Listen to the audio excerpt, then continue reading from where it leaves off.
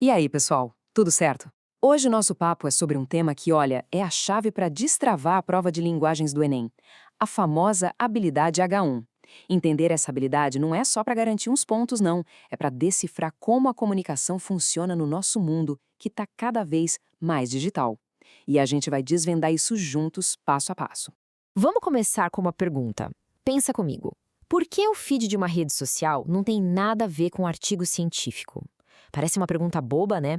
Mas a resposta está bem no coração da H1. A real é que cada sistema de comunicação é construído com tijolos diferentes e tem um motivo para isso.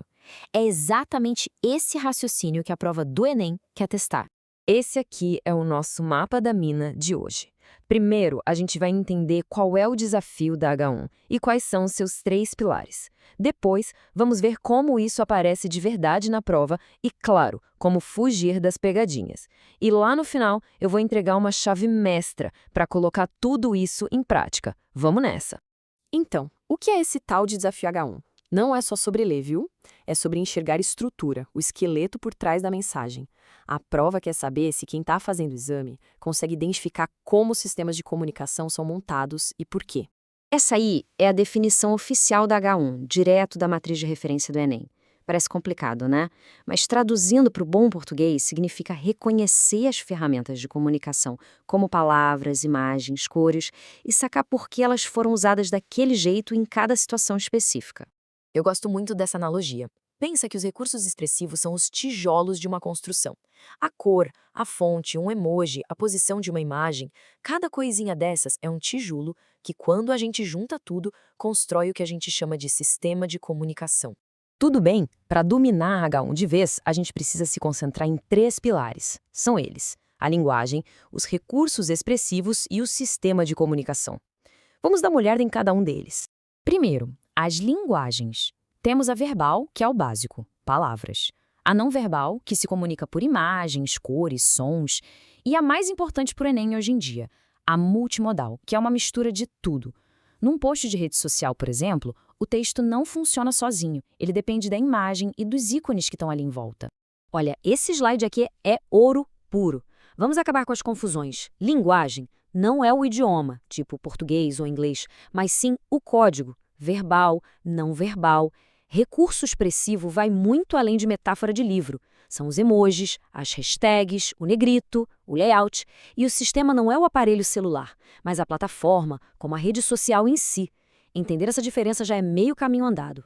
Certo, com a teoria na ponta da língua, vamos para o que interessa, a prática. Como é que o Enem cobra isso na hora do vamos ver? É o que a gente vai descobrir agora. O melhor jeito de entender isso é comparando. Pensa numa rede social versus um artigo acadêmico.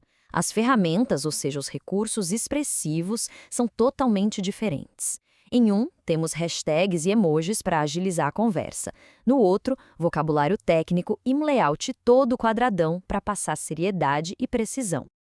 Então, o ponto central é este. A escolha dos recursos define a personalidade do sistema. Eles não estão ali por acaso. São eles que dizem se o sistema é rápido, formal, interativo, informativo. Eles caracterizam o sistema. Vamos analisar um exemplo prático, bem com cara de questão do Enem. Temos aqui um print de um post, uma foto de praia, uma legenda curtinha com emoji e hashtags, e os ícones de interação que todo mundo conhece. Como a gente analisa isso? Primeiro, a linguagem é multimodal. Segundo, os recursos são as hashtags, que servem para organizar o conteúdo, e os ícones, que permitem uma reação imediata. Juntando tudo, a gente conclui que o sistema é uma plataforma de interação ágil. É esse tipo de raciocínio que a prova busca. Agora, um segundo exemplo. Um infográfico. Repara nos elementos. Setas verdes, desenhos para ilustrar e fontes de tamanhos diferentes para destacar os números. Nada aqui é por acaso. A lógica é a mesma, só que os recursos são outros. As setas não são enfeite, elas guiam a nossa leitura. Os números maiores não são aleatórios, eles mostram o que é mais importante. Esses recursos caracterizam o infográfico como um sistema eficiente, feito para passar muita informação de um jeito rápido e claro. Ok, agora que a gente já sabe como analisar, precisamos falar de estratégia. Os elaboradores do Enem criam distratores, que são as famosas armadilhas para testar quem realmente entendeu a H1. Vamos ver quais são as principais. Muito cuidado com estes 3 erros, viu? Primeiro, nunca ignore a imagem. Em questões de H1, o visual é texto também. Segundo, não confunda o aparelho com o sistema. E terceiro, e talvez o mais crucial, no Enem, nada só para ficar bonitinho. Cores, fontes, ícones, tudo tem uma função. Para fechar, vamos consolidar tudo numa chave mestra. 3 dicas de ouro, práticas e diretas, para usar na hora da prosa e não ter erro na H1. Anota aí. Dica 1. Sempre analise o entorno do texto. A fonte, o site de onde veio. Isso já te conta qual é o sistema. Dica 2. Interrogue a imagem. Pergunte qual é a função de cada elemento visual. E dica 3. Complete a frase na cabeça. O recurso X foi usado para caracterizar o sistema como Y. Isso organiza o pensamento e leva direto para a resposta. E para terminar, fica uma reflexão.